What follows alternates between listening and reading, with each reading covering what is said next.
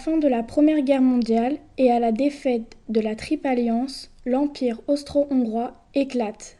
Il se divise en deux pays indépendants, tandis que les peuples balkaniques, sous domination de l'Empire austro-hongrois, se regroupent pour devenir la Yougoslavie.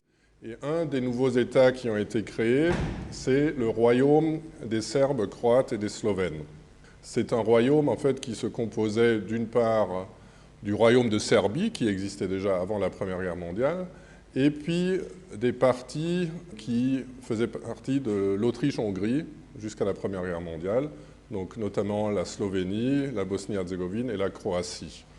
Donc il y a plusieurs ensembles qui forment ce nouveau royaume qui se nommera plus tard le royaume de Yougoslavie, qui se traduit par les Slaves du Sud. Donc en fait c'était un royaume qui regroupait plusieurs peuples slaves dans le sud-est de l'Europe. Le roi du royaume de Yougoslavie, c'est le roi Alexandre. En fait, c'est la dynastie serbe des Karađorđević. Donc, comme je l'avais dit, il y avait le royaume de Serbie qui existait déjà avant, où il y avait déjà un roi. Et donc, le roi serbe est ensuite devenu le roi de la Yougoslavie. Le royaume des Serbes, des Croates et des Slovènes est tiraillé par beaucoup de tensions intérieures. Pour faire face à ces tensions, le roi Alexandre, en 1929, décide de proclamer la dictature. Il interdit les partis politiques, il dissout le Parlement. Par sa politique, c'était bien sûr aussi fait beaucoup d'ennemis à l'intérieur de la Yougoslavie, et donc notamment, il y avait des mouvements qui ne voulaient pas d'une Yougoslavie unie, mais qui voulaient séparer par des moyens violents différentes parties de la Yougoslavie. Donc il y avait notamment un mouvement terroriste qui s'appelait le mouvement Ustaša, qui a été créé fin des années 20, donc c'était des nationalistes croates qui voulaient une Croatie indépendante. Il y avait aussi des mouvements en Macédoine et autres. Ces mouvements ont préparé un attentat contre le roi Alexandre, puisque le roi Alexandre, pour eux, était le symbole de la Yougoslavie unie qu'ils voulaient détruire. Dans les années 30, la France et la Yougoslavie ont de bonnes relations. C'est pourquoi Louis Barthou, ministre des Affaires étrangères de la République française, invite le roi de la Yougoslavie pour une visite officielle en 1934. Faisant escale à Marseille, le roi meurt sous les balles d'un nationaliste macédonien. Le ministre français sera également victime de cet attentat. Le roi Alexandre donc, est assassiné le 9 octobre 1934 à Marseille, ce qui est un choc bien sûr pour beaucoup de personnes en Yougoslavie parce que le roi avait une position extrêmement importante. Donc à un moment, il y avait certaines personnes qui craignaient que la disparition du roi allait aussi créer à la disparition de la Yougoslavie à ce moment-là.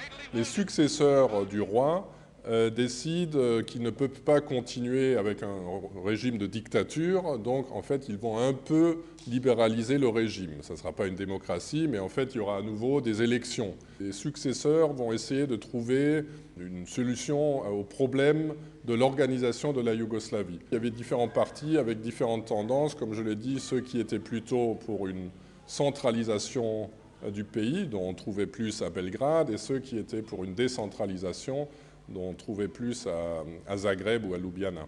Il y avait aussi des partis démocrates serbes qui étaient contre la dictature du roi Alexandre et qui voulaient une réforme du royaume.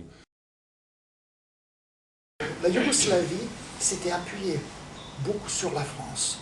Et vous allez voir, si vous venez à Belgrade, il y a même un monument de reconnaissance à la France, où c'est écrit « Nous aimons la France comme elle nous a aimés en 1914 ». 1918. Le régent Paul était plutôt un homme qui était pro-anglais, parce qu'au moment de l'attentat, l'orientation économique et politique yougoslave change depuis la France. C'est l'Angleterre maintenant qui saute dans le tas, avec l'Allemagne qui attend derrière, qui déjà se perce la voie vers la Yougoslavie. En 1939, quand la Deuxième Guerre mondiale éclate, la Yougoslavie n'est pas un terrain de combat, donc elle ne fait pas partie aussi des belligérants.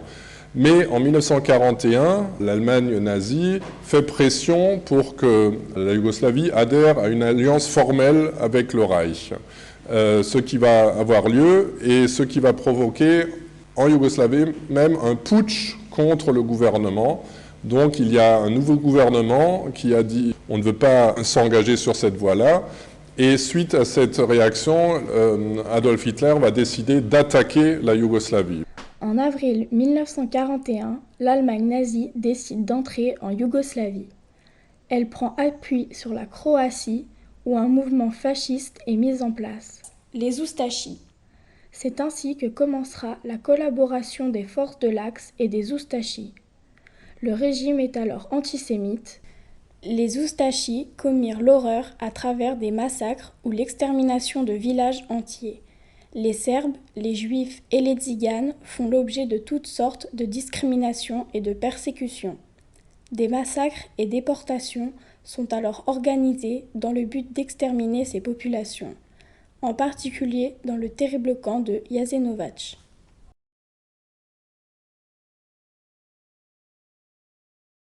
Deux mouvements principaux de résistance, ce sont les mouvements de Tito et le mouvement de Draža Mihailović-Chetnik, étaient concurrentes, parce que le mouvement tchétnik voulait le retour du roi, mais ne voulait pas s'engager dans des actions offensives contre les Allemands, parce que les Allemands fusillaient pour un blessé allemand 50 personnes, 50 civils, et 100 pour un Allemand tué.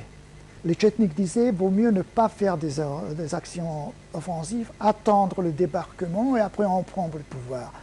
Les partisans de Tito, au contraire, ils s'en foutaient. Ils disaient non, on lutte. Surtout contre les Tchétniks qui étaient leurs concurrents pour le pouvoir. Et les partisans gagnaient. Ce qui a aidé les partisans, mais c'était d'abord une meilleure organisation, une meilleure structure, et surtout l'appui soviétique, qui a fait une propagande farouche pour soutenir Tito. Le mouvement des partisans est le seul mouvement qui est vraiment multinational. En fait, il est ouvert à tous. Il accueille aussi bien des Serbes, des Croates, des musulmans, donc il ne fait pas de différence entre les différentes nations. Tito avait créé déjà pendant la Seconde Guerre mondiale les républiques fédérées.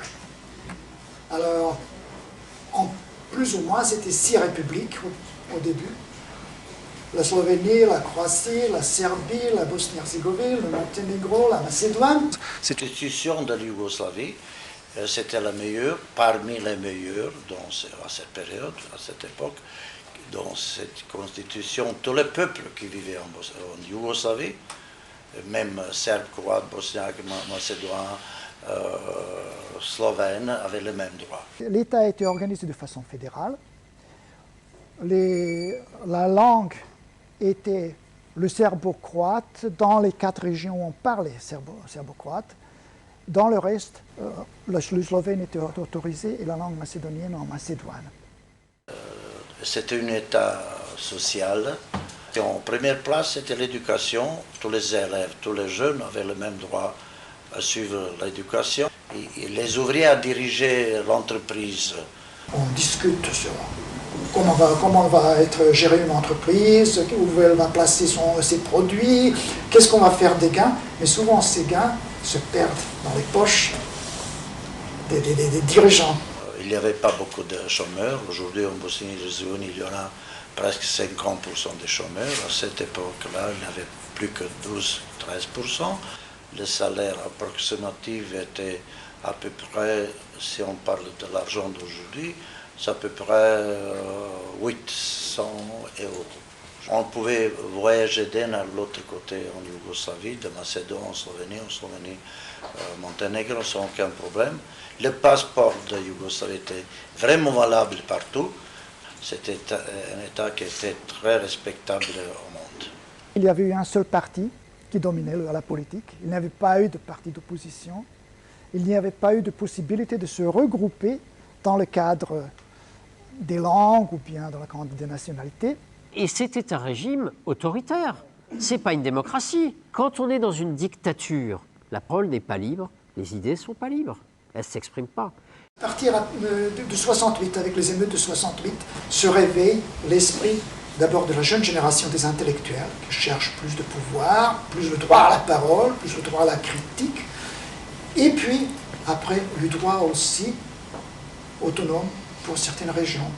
la Croatie, la Slovénie. À partir des années 70, Tito a moins réprimé et a donné plus de latitude jusqu'à créer, par exemple, cette entité, une république autonome du Kosovo, par exemple. Il a donné énormément de pouvoir aux républiques fédérées. En 1979-80, la Yougoslavie vivait sur les dettes. Et il y avait une famine, il y avait la pénurie, etc. Après la mort de Tito, c'est le déluge. Et Tito lui-même le savait que ça n'allait pas tenir. C'était grand deuil pour les citoyens de Yougoslavie.